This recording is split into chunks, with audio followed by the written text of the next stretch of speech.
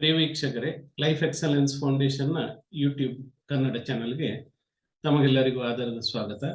ಇವತ್ತಿನ ವಿಡಿಯೋದಲ್ಲಿ ನಾವು ಮುಖ್ಯವಾಗಿ ಶ್ರವಣ ನಕ್ಷತ್ರದ ಬಗ್ಗೆ ತಿಳಿದುಕೊಳ್ಳೋಣ. ಈ ಶ್ರವಣ ನಕ್ಷತ್ರ ಬಹಳ ಒಂದು ವಿಶೇಷವಾದಂತಹ ನಕ್ಷತ್ರ. ಈ ನಕ್ಷತ್ರಕ್ಕೆ ಸಂಬಂಧಪಟ್ಟಂತಹ ಗ್ರಹ ಚಂದ್ರ. ಈ ನಕ್ಷತ್ರದ ದೇವತೆ ವಿಷ್ಣು. ಅಂದ್ರೆ ಇದು ವಾಮನ ಅವತಾರದ ನಕ್ಷತ್ರ. ನಿಮಗೆಲ್ಲ ಗೊತ್ತಿರುವ ಹಾಗೆ ವಾಮನನು ಬಲಿಚಕ್ರವರ್ತಿಯಲ್ಲಿ 3 ಪಾದಗಳ ಅಳತೆಯಷ್ಟು ಜಾಗವನ್ನು ಕೇಳಿದಾಗ ವಾಮನನು ಬಲಿಚಕ್ರವರ್ತಿಯನ್ನು ಪಾತಾಳಕ್ಕೆ ತಳ್ಳಿದಂತಹ ಕಥೆ ನಿಮಗೆಲ್ಲ ಗೊತ್ತೇ ಇದೆ. ಹಾಗಾಗಿ ಇದು ವಾಮನಾವತಾರದ ಒಂದು ನಕ್ಷತ್ರ ಅಂತೇಳಿ ಹೇಳ್ತೇವೆ. ಈ ನಕ್ಷತ್ರ ಕಿವಿ ಆಕಾರದಲ್ಲಿ ಕಾಣುವಂತಹ ನಕ್ಷತ್ರ. ಇದು 3 ನಕ್ಷತ್ರಗಳ ಒಂದು ಪುಂಜ. ಕಿವಿ ಆಕಾರದಲ್ಲಿ ಕಾಣುವಂಥದ್ದು, ಸ್ವಲ್ಪ ಕೃಷ್ಣವರ್ಣ ಅಂತ ಹೇಳಿದ್ರೆ ಸ್ವಲ್ಪ ಕಡು ನೀಲಿ ಬಣ್ಣದಲ್ಲಿ ಕಾಣುವಂತಹ ನಕ್ಷತ್ರದ ಪುಂಜ. ಈ ನಕ್ಷತ್ರದಲ್ಲಿ ವಿಭೀಷಣ ಕೂಡ ಇದೇ ನಕ್ಷತ್ರದಲ್ಲಿ ಜನಿಸಿದ್ದಾನೆ ಅಂತ ಹೇಳಿ ಹೇಳಲಾಗ್ತಾ ಇದೆ. ಈ ನಕ್ಷತ್ರಕ್ಕೆ ಸಂಬಂಧಪಟ್ಟಂತಹ ಪಕ್ಷಿ ಅಂತ ಹೇಳಿದ್ರೆ ಗರುಡ, ಹಾಗೂ ಈ ನಕ್ಷತ್ರಕ್ಕೆ ಸಂಬಂಧಪಟ್ಟಂತಹ ವೃಕ್ಷ ಅಶ್ವತ್ಥ ವೃಕ್ಷ. ಈ ನಕ್ಷತ್ರ ಮಂಗಳವಾರ ದಿನ ಈ ನಕ್ಷತ್ರ ಬಂದರೆ ಅದು ಮೃತ್ಯುಯೋಗ ಅಂತ ಹೇಳ್ತಾರೆ. ಮೃತ್ಯುಯೋಗ ಯಾಕಂದ್ರೆ ಮಂಗಳವಾರ ದಿನ ಶ್ರವಣ ನಕ್ಷತ್ರ ಬಂದ್ರೆ ಅದನ್ನು ಮೃತ್ಯುಯೋಗ ಅಂತ ಹೇಳ್ತಾರೆ. ಹಾಗಾಗಿ ಮಂಗಳವಾರ ದಿನ ಶ್ರವಣ ನಕ್ಷತ್ರ ಸಿಕ್ಕಿದಲ್ಲಿ ಬಹಳ ಗಂಡಾಂತರ ಇರುವಂತಹ ಸಾಧ್ಯತೆಗಳು ಇರ್ತದೆ. ಶ್ರವಣ ನಕ್ಷತ್ರ ಹೆಚ್ಚಿನ ಎಲ್ಲ ಕೆಲಸಗಳನ್ನು ಆರಂಭ ಮಾಡಲಿಕ್ಕೆ ಒಂದು ಒಳ್ಳೆಯ ನಕ್ಷತ್ರ, ಶುಭ ನಕ್ಷತ್ರ. ಇದು ದೇವಗಣಕ್ಕೆ ಸಂಬಂಧಪಟ್ಟಂತಹ ನಕ್ಷತ್ರ, ಹಾಗೂ ಇದಕ್ಕೆ ಸಂಬಂಧಪಟ್ಟಂತಹ ಪ್ರಾಣಿ ಅಂತ ಹೇಳಿದ್ರೆ ಕೋತಿ ಅಥವಾ ಹೆಣ್ಣು ಕೋತಿ ಅಂತ ಹೇಳ್ತಾರೆ. ಶ್ರವಣ ನಕ್ಷತ್ರದವರಿಗೆ ಕಾಯಿಲೆ ಬಂದಲ್ಲಿ ಇದು 11 ದಿವಸಗಳವರೆಗೆ ಮುಂದುವರಿಬಹುದು. 11 ದಿವಸಗಳವರೆಗೆ ಅರಿಷ್ಟವಿರ್ತದೆ. ಅಂದ್ರೆ ಈ ಕಾಯಿಲೆ ಗುಣ ಆಗ್ಲಿಕ್ಕೆ 11 ದಿವಸಗಳು ಬೇಕಾಗ್ತದೆ. ಈ ಶ್ರವಣ ನಕ್ಷತ್ರ ಬಹಳ ಪ್ರಶಸ್ತವಾದಂತಹ ಒಂದು ನಕ್ಷತ್ರ ಶುಭ ಕಾರ್ಯಗಳಿಗೆ.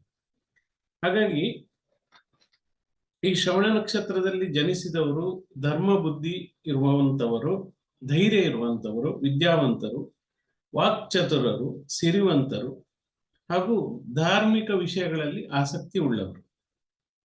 ಈ ಶ್ರವಣ ನಕ್ಷತ್ರ ಅಂತ ಹೇಳಿದ್ರೆ ನಿಮಗೆ ಮುಖ್ಯವಾಗಿ ಗೊತ್ತಿರುವ ಹಾಗೆ ಶ್ರವಣ ಅಂತ ಹೇಳಿದ್ರೆ ಕೇಳಿಸಿಕೊಳ್ಳುವಂಥದ್ದು.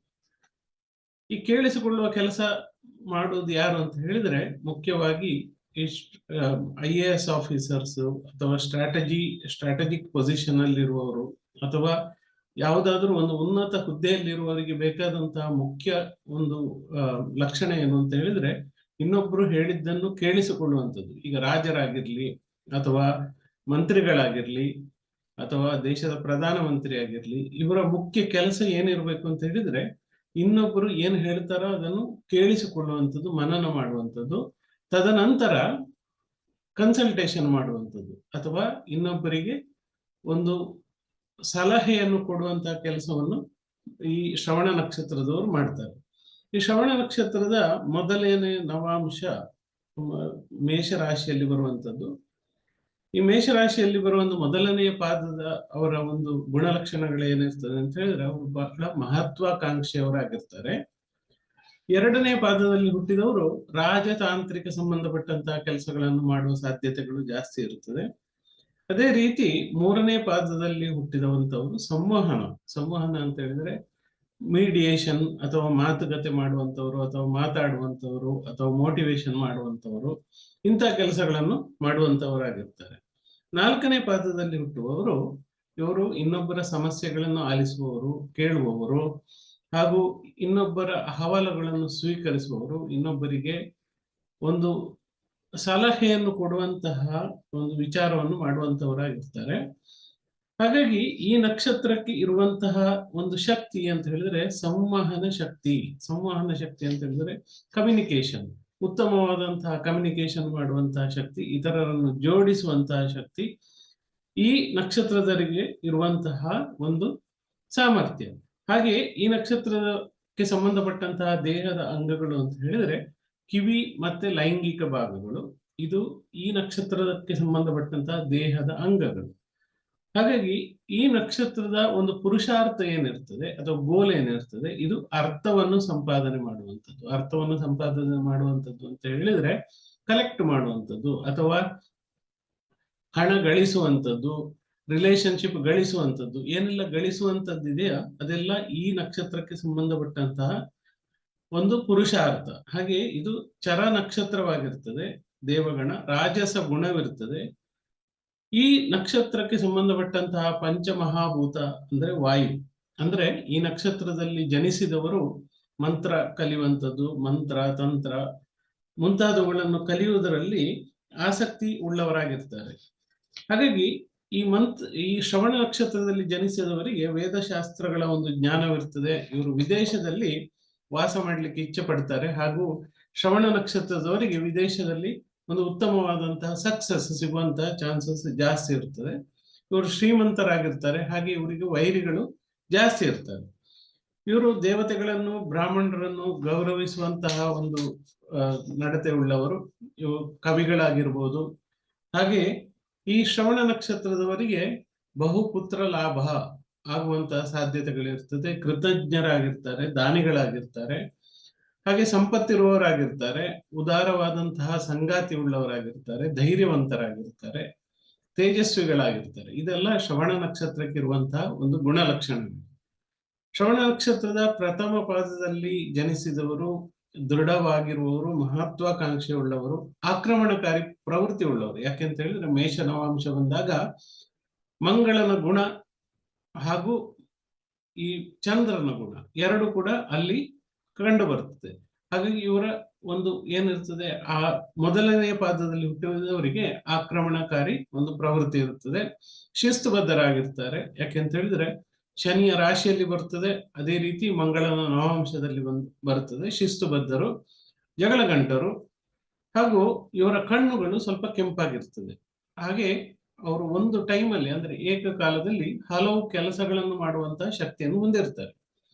ಶ್ರವಣ ನಕ್ಷತ್ರದ ಎರಡನೇ ಪಾದದಲ್ಲಿ ಹುಟ್ಟಿದವರು ಇವರು ಸಂಗೀತ, ಗಾಯನ ಹಾಗೂ ಇವರಿಗೆ ಒಂದು ಉತ್ತಮವಾದಂತಹ ಸ್ವರ ಜ್ಞಾನವಿರ್ತದೆ. ಭಾಷಣಕಾರರಾಗಿರ್ತಾರೆ, ಸೃಜನಶೀಲ ವ್ಯಕ್ತಿಗಳಾಗಿರ್ತಾರೆ ಹಾಗೂ ರಾಜತಾಂತ್ರಿಕರಾಗಿರ್ತಾರೆ. ಜೀವನ ಇವರಿಗೆ ತುಂಬಾ ಇಷ್ಟ, ಜೀವನ ಮಾಡುವುದು. ಹಾಗೆ ಉತ್ತಮ ಗುಣವುಳ್ಳವರು, ಕವಿತ್ವದ ಒಂದು ಶಕ್ತಿ ಉಳ್ಳವರು ಆಗಿರ್ತಾರೆ. ಶ್ರವಣ ನಕ್ಷತ್ರದ ಎರಡನೇ ಪಾದದಲ್ಲಿ ಹುಟ್ಟಿದವರು.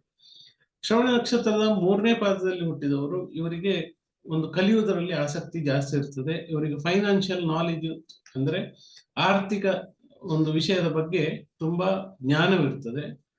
ಇವರು ಭಾಷಣಕಾರರಾಗಿರ್ಬೋದು ಅಥವಾ ದಾನಿಗಳಾಗಿರ್ಬೋದು, ಚಿತ್ರಕಲೆ, ಹಾಗೆ ಬಂಧು ಮಿತ್ರರ ಜೊತೆ ಒಂದು ಒಳ್ಳೆಯ ಪ್ರೀತಿ ಬಾಂಧವ್ಯ ಇಟ್ಟುಕೊಂಡವರು, ದೀರ್ಘಾಯುಷ್ಯಗಳು. ಹಾಗೆ ಇವರು ಇತರರಿಗೆ ಒಂದು ಸಹಾಯ ಮಾಡುವಂತಹ ಗುಣವನ್ನು ಹೊಂದಿರ್ತಾರೆ. ಶ್ರವಣ ನಕ್ಷತ್ರದಲ್ಲಿ ಶ್ರವಣ ನಕ್ಷತ್ರದ ನಾಲ್ಕನೇ ಪಾದದಲ್ಲಿ ಹುಟ್ಟಿದವರು ಇತರರ ಕಷ್ಟಗಳನ್ನು ಕೇಳುವಂಥದ್ದು, ಅವರಿಗೆ ಸಹಾಯ ಮಾಡುವಂಥದ್ದು, ಸಾರ್ವಜನಿಕವಾಗಿ ಕೆಲಸಗಳನ್ನು ಮಾಡುವಂಥದ್ದು, ಭಾವನಾತ್ಮಕ ಸಮಸ್ಯೆಗಳಿಗೆ ಒಂದು ಪರಿಹಾರ ಕೊಡುವಂಥದ್ದು, ಅಂದ್ರೆ ಸೈಕಾಲಜಿ ರಿಲೇಟೆಡ್ ಏನಾದರೂ ಸಮಸ್ಯೆಗಳಿದ್ರೆ ಅದಕ್ಕೆ ಸ್ಪಂದಿಸುವಂಥದ್ದು, ಧಾರ್ಮಿಕ ವ್ಯಕ್ತಿಗಳು, ಪ್ರಾಣಿಗಳಲ್ಲಿ ಸ್ವಲ್ಪ ಪ್ರೀತಿ ಉಳ್ಳವರು, ಧೈರ್ಯವಂತರು, ರಾಜರ ಜೊತೆ ಅಂದ್ರೆ ಒಳ್ಳೆಯ ಹುದ್ದೆಯಲ್ಲಿರುವವರ ಜೊತೆ ಒಂದು ಗೌರವ ಸ್ಥಾನದಲ್ಲಿರುವಂಥವರು, ಹಾಗೆ ಸಂಬಂಧಿಕರನ್ನು ಇವರು ಚೆನ್ನಾಗಿ ಪ್ರೀತಿಸ್ತಾರೆ. ಅದೇ ರೀತಿ ಸೂರ್ಯನು ಶ್ರವಣ ನಕ್ಷತ್ರದಲ್ಲಿದ್ದಾಗ ಇವರು ಉತ್ತಮ ಮಾರ್ಗದರ್ಶಕರು, ಸಲಹೆಗಾರರು, ಸಂಗೀತದಲ್ಲಿ ಉತ್ತಮ ಸಾಧನೆ ಮಾಡುವವರಾಗಿರ್ತಾರೆ. ಚಂದ್ರನು ಶ್ರವಣ ನಕ್ಷತ್ರದಲ್ಲಿದ್ದಾಗ ಇವರು ಒಂದು ಹೊಂದಾಣಿಕೆಯ ಮನೋಭಾವ, ಇವರಲ್ಲಿ ಹೊಂದಾಣಿಕೆಯ ಮನೋಭಾವ ಚೆನ್ನಾಗಿರ್ತದೆ. ಇವರು ವೈದ್ಯಕೀಯದಲ್ಲಿ ಉತ್ತಮವಾಗಿ ಒಂದು ಸಾಧನೆ ಮಾಡುವಂತಹ ಸಾಧ್ಯತೆ ಇರ್ತದೆ. ಇವರು ಚಂದ್ರನಿದ್ದಾಗ ಅತಿಯಾದ ಪೋಷಣೆ ಮತ್ತೆ ಇನ್ನೊಬ್ಬರ ಬಗ್ಗೆ ಕೇರ್ ತಗೊಳ್ಳುವಂತಹ ಸ್ವಭಾವ ಇವರಿಗೆ ಜಾಸ್ತಿ ಇರ್ತದೆ. ತಾಯಿಯಲ್ಲಿ ಉತ್ತಮವಾದಂತಹ ಗೌರವ ಇರ್ತದೆ. ಅದೇ ರೀತಿ ಶ್ರವಣ ನಕ್ಷತ್ರದಲ್ಲಿ ಬುಧನಿದ್ದಾಗ ಇವರು ಉತ್ತಮ ವ್ಯಾಪಾರ ಮಾಡುವಂತಹ ಸಾಮರ್ಥ್ಯ ಉಳ್ಳವರು, ಉತ್ತಮ ಭಾಷಣಗಾರರು, ಬುದ್ಧಿವಂತರು. ಹಾಗೆ ಇವರ ಮಾತಿನಿಂದ ಜನರನ್ನು ಮರಳು ಮಾಡುವವರು ಅಥವಾ ಮಂತ್ರಮುಗ್ಧರನ್ನಾಗಿ ಮಾಡುವ ಸ್ವಭಾವ ಹೊಂದಿರ್ತಾರೆ. ರಿಯಲ್ ಎಸ್ಟೇಟ್ ವ್ಯವಹಾರದಲ್ಲಿ ಇವರಿಗೆ ಚೆನ್ನಾಗಿ ಲಾಭವನ್ನು ಮಾಡುವಂತಹ ಸಾಧ್ಯತೆಗಳಿರ್ತದೆ. ಪಾಲುದಾರಿಕೆಯಲ್ಲಿ ಕಷ್ಟವನ್ನು ಅನುಭವಿಸಬೇಕಾಗ್ತದೆ. ಶ್ರವಣ ನಕ್ಷತ್ರದಲ್ಲಿ ಶುಕ್ರನಿದ್ದಾಗ ಇವರು ಚೆನ್ನಾಗಿ ಪಾಲುದಾರರೊಂದಿಗೆ ಚೆನ್ನಾಗಿ ವ್ಯವಹಾರ ಮಾಡ್ತಾರೆ. ಹಾಗೆ ಪತ್ನಿಯ ಅಥವಾ ಗಂಡನ ಮಾತನ್ನು ಚೆನ್ನಾಗಿ ಕೇಳುವವರಾಗಿರ್ತಾರೆ. ಸಂಗೀತದಲ್ಲಿ ಆಸಕ್ತಿ ಇರ್ತದೆ. ಪತ್ತೇದಾರಿ, ಪತ್ರಿಕೋದ್ಯಮ ಮುಂತಾದ ವ್ಯವಹಾರಗಳಲ್ಲಿ ಇವರು ಯಶಸ್ಸನ್ನು ಗಳಿಸಬಹುದು. ಶ್ರವಣ ನಕ್ಷತ್ರದಲ್ಲಿ ಮಂಗಳನಿದ್ದಾಗ ಇವರು ಒಂದು ಜನರಲ್ಲಿ ಸಹಾನುಭೂತಿ ಇರುವವರು. ಹಾಗೆ ನಿರ್ದೇಶಕರಾಗಿ, ಅಂದ್ರೆ ಬೇರೆ ಬೇರೆ ಕಂಪನಿಯ ನಿರ್ದೇಶಕರು, ಸಿನಿಮಾ ನಿರ್ದೇಶಕರು, ಬರವಣಿಗೆ ಮಾಡಿ ಒಂದು ಪತ್ರಿಕೋದ್ಯಮ ನಡೆಸುವಂತವರು, ಅನುಕರಣೆ ಮಾಡುವವರು, ಇಂತಹ ಒಂದು ವಿಶೇಷವಾದಂತಹ ಗುಣವನ್ನು ಶ್ರವಣ ನಕ್ಷತ್ರದವರು ಶ್ರವಣ ನಕ್ಷತ್ರದಲ್ಲಿ ಮಂಗಳನಿದ್ದಾಗ ನೋಡಬಹುದು. ಶ್ರವಣ ನಕ್ಷತ್ರದಲ್ಲಿ ಗುರು ಇದ್ದಾಗ ಇವರು ಉತ್ತಮವಾದಂತಹ ಸ್ನೇಹ ಜೀವಿಗಳು, ನಿರ್ಜೀವ ವಸ್ತುಗಳ ಬಗ್ಗೆ ಜ್ಞಾನ ಹೊಂದಿರುವವರು, ಹಾಗೆ ಅಪಾರ ಸಂಪತ್ತನ್ನು ಗಳಿಸುವವರು, ಹಾಗೆ ಸಂಬಂಧಗಳಲ್ಲಿ ಕೆಲವು ಸಲ ತೊಂದರೆಯನ್ನು ಅನುಭವಿಸುವವರು ಆಗ್ತಾರೆ. ಶ್ರವಣ ನಕ್ಷತ್ರದಲ್ಲಿ ಶನಿ ಇದ್ದಾಗ ಏನಾಗ್ತದೆ, ಇವರಿಗೆ ಮಾತಿನಲ್ಲಿ ತಡವರಿಕೆ ಬರ್ತದೆ, ಅಂದ್ರೆ ಮಾತಾಡ್ಲಿಕ್ಕೆ ಕಷ್ಟಪಡುವವರು. ಹಾಗೆ ಬಾಲ್ಯ ಜೀವನ ಇವರಿಗೆ ತುಂಬಾ ಕಷ್ಟವಾಗಿರ್ತದೆ. ಅಂತರ್ಮುಖಿಗಳಾಗಿರ್ತಾರೆ. ಪತ್ತೇದಾರಿಗಳಾಗಿ, ಗೂಢಾಚಾರರಾಗಿ ಕೆಲಸ ಮಾಡಬಹುದು. ರಾಜಕೀಯವಾಗಿ ಇವರು ಕೆಲಸ ಮಾಡಬಹುದು. ಇನ್ನು ಶ್ರವಣ ನಕ್ಷತ್ರದಲ್ಲಿ ರಾಹು ಇದ್ದಾಗ ಇವರು ತುಂಬಾ ವಿಷಯಗಳನ್ನು ಅಡಗಿಸಿಡ್ತಾರೆ. ಸೀಕ್ರೆಟಿವ್ ಇನ್ಫಾರ್ಮೇಶನ್ ಇರುವವರು ಅಥವಾ ವಿಷಯಗಳನ್ನು ಅಡಗಿಸುವವರು. ಆಧ್ಯಾತ್ಮಿಕ ಸಲಹೆಗಳನ್ನು, ಅನುಭವವನ್ನು ಇನ್ನೊಬ್ಬರಿಗೆ ಹಂಚುವವರು. ಮದ್ಯಪಾನ ವ್ಯಸನಿಗಳು, ಅಂದ್ರೆ ರಾಹು ಶ್ರವಣ ನಕ್ಷತ್ರದಲ್ಲಿದ್ದಾಗ, ಅಂದ್ರೆ ಚಂದ್ರ ನಕ್ಷತ್ರದಲ್ಲಿದ್ದಾಗ ಇವರು ಏನು ಆಲ್ಕೋಹಾಲ್ ಸೇವನೆ ಅಥವಾ ಸಿಗರೇಟ್, ಧೂಮಪಾನ ಇಂಥದ್ದನ್ನೆಲ್ಲ ಜಾಸ್ತಿ ಇವರಿಗೆ ಏನು ಎಡಿಕ್ಷನ್ ಇರ್ಬೋದು. ಹಾಗೆ ಇವರಿಗೆ ದುಬಾರಿ ವಸ್ತುಗಳು, ಐಷಾರಾಮಿ ವಸ್ತುಗಳು, ಇಲೆಕ್ಟ್ರಾನಿಕ್ ವಸ್ತುಗಳು, ಇದನ್ನು ಇವರು ತುಂಬಾ ಇಷ್ಟಪಡ್ತಾರೆ. ಹಾಗೆ ಅದಕ್ಕೋಸ್ಕರ ಬಹಳವಾಗಿ ದುಡ್ಡನ್ನು ಖರ್ಚು ಮಾಡ್ತಾರೆ. ಹಾಗೆ ಜೂಜಿನಲ್ಲಿ, ಅಂದ್ರೆ ಬೆಟ್ಟಿಂಗ್ ಅಥವಾ ಯಾವುದಾದ್ರೂ ಲಾಟ್ರಿ ಕೊಳ್ಳುವಂಥದ್ದು, ಇಂಥದ್ರಲ್ಲಿ ಹಣವನ್ನು ವ್ಯರ್ಥ ಮಾಡ್ತಾರೆ. ಶ್ರವಣ ನಕ್ಷತ್ರದಲ್ಲಿ ಕೇತು ಇದ್ದಾಗ ಇವರು ತುಂಬಾ ಶಾಂತ ಸ್ವಭಾವದಾಗಿರ್ತಾರೆ. ಇನ್ನೊಬ್ಬರ ಬಗ್ಗೆ ತುಂಬಾ ಅನುಕಂಪವಿರ್ತಾರೆ. ಧಾರ್ಮಿಕ ಪ್ರವೃತ್ತಿಯವರು, ಏಕಾಂತವನ್ನು ಇಷ್ಟಪಡುವವರು. ಸಂಬಂಧಗಳಲ್ಲಿ ಇವರಿಗೆ ಬಿರುಕುಗಳು ಬರ್ತದೆ. ಇವರು ಹೊಂದಾಣಿಕೆ ಮಾಡಿಕೊಳ್ಳಿಕ್ಕೆ ಕಷ್ಟಪಡ್ತಾರೆ. ಇದು ಶ್ರವಣ ನಕ್ಷತ್ರದಲ್ಲಿ ಬೇರೆ ಬೇರೆ ಗ್ರಹಗಳಿದ್ದಾಗ ಸಿಗುವಂತಹ ಫಲ. ಅದೇ ರೀತಿ ನಕ್ಷತ್ರ ನಿಘಂಟಿನಲ್ಲಿ ಶ್ರವಣ ನಕ್ಷತ್ರವನ್ನು ಶ್ರವಣಂ, ವೈಷ್ಣವಂ, ಶ್ರೀಶಂ, ಶ್ರೀಕಾಂತಂ, ಮುರಜಿದ್ದನಂ ಅಂತ ಬೇರೆ ಬೇರೆ ಹೆಸರುಗಳಿಂದ ಕರೆದಿದ್ದಾರೆ. ಅಂದ್ರೆ ಶ್ರವಣಂ, ವೈಷ್ಣವಂ, ಶ್ರೀಶಂ, ಶ್ರೀಕಾಂತಂ, ಮುರಜಿತ್, ಧನಂ ಎಂಬ 6 ಹೆಸರುಗಳು ಈ ಶ್ರವಣ ನಕ್ಷತ್ರಕ್ಕೆ ಇರುವಂಥದ್ದು. ಈ ಶ್ರವಣ ನಕ್ಷತ್ರದಲ್ಲಿ ಜನಿಸಿದವರಿಗೆ 2ನೇ ವರ್ಷ, 3ನೇ ವರ್ಷ, 5ನೇ ವರ್ಷ, 7ನೇ ವರ್ಷ, 13ನೇ ವರ್ಷ, 15ನೇ ವರ್ಷ, 30ನೇ ವರ್ಷ ಹಾಗೂ 78ನೇ ವರ್ಷಗಳು ಇವರಿಗೆ ಕಂಟಕ ವರ್ಷಗಳಾಗಿರ್ತವೆ. ಶ್ರವಣ ನಕ್ಷತ್ರದವರಿಗೆ ರೋಹಿಣಿ, ಹಸ್ತ, ಶ್ರವಣ ಈ ನಕ್ಷತ್ರಗಳು ಜನ್ಮತಾರೆ ಆಗ್ತದೆ. ಮೃಗಶಿರ, ಚಿತ್ತ, ಧನಿಷ್ಠ ಇವುಗಳು ಸಂಪತ್ತಾರೆ ಆಗ್ತದೆ. ಆರ್ದ್ರ, ಸ್ವಾತಿ, ಶತಭಿಷ ಇವುಗಳು ವಿಪತ್ತಾರೆ ಆಗ್ತದೆ. ಪುನರ್ವಸು, ವಿಶಾಖ, ಪೂರ್ವಭಾದ್ರೆ ಇವುಗಳು ಕ್ಷೇಮತಾರೆ ಆಗ್ತದೆ. ಪುಷ್ಯ, ಅನುರಾಧ, ಉತ್ತರಭಾದ್ರ ನಕ್ಷತ್ರಗಳು ಪ್ರತ್ಯರ ತಾರೆ ಆಗ್ತದೆ. ಆಶ್ಲೇಷ, ಜ್ಯೇಷ್ಠ, ರೇವತಿ ಇವುಗಳು ಸಾಧಕ ತಾರೆ ಆಗ್ತದೆ. ಮಖ, ಮೂಲ ಹಾಗೂ ಅಶ್ವಿನಿ ನಕ್ಷತ್ರಗಳು ವದಾತಾರೆ ಆಗ್ತದೆ. ಹುಬ್ಬ, ಪೂರ್ವಾಷಾಢ, ಭರಣಿ ಇವುಗಳು ಮಿತ್ರತಾರೆ.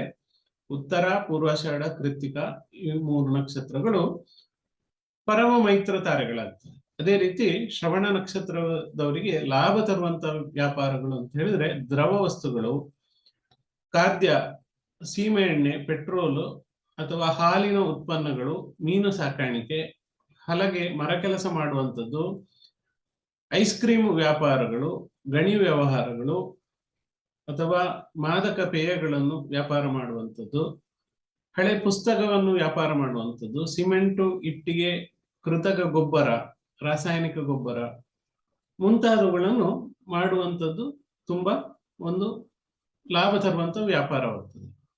ಶ್ರವಣ ನಕ್ಷತ್ರಕ್ಕೆ ಸಂಬಂಧಪಟ್ಟಂತ ಕೆಲವು ವಿದ್ಯೆಗಳು ಇಂದ್ರಜಾಲ, ಕಪಟ ವಿದ್ಯೆ, ಮಾಯಾಮಂತ್ರ, ಅದೃಶ್ಯವಾಗುವಂಥದ್ದು, ಹಾಗೆ ಮುಂದಾಳುತನ, ಲೀಡರ್ಶಿಪ್ ಕ್ವಾಲಿಟಿ ಇರುವಂಥವ್ರು, ಧರ್ಮಶಾಸ್ತ್ರಗಳು, ಮಂತ್ರ ತಂತ್ರ, ದೇವರ ಪೂಜೆಯನ್ನು ಮಾಡುವಂಥದ್ದು ಮುಂತಾದ ಕೆಲಸಗಳು ಇವರಿಗೆ ಸ್ವಲ್ಪ ಇಷ್ಟವಾಗಿರ್ತದೆ, ಅಥವಾ ಅವುಗಳಲ್ಲಿ ಅವರು ಬೇಗ ಒಂದು ಹಿಡಿತವನ್ನು ಸಾಧಿಸ್ತಾರೆ.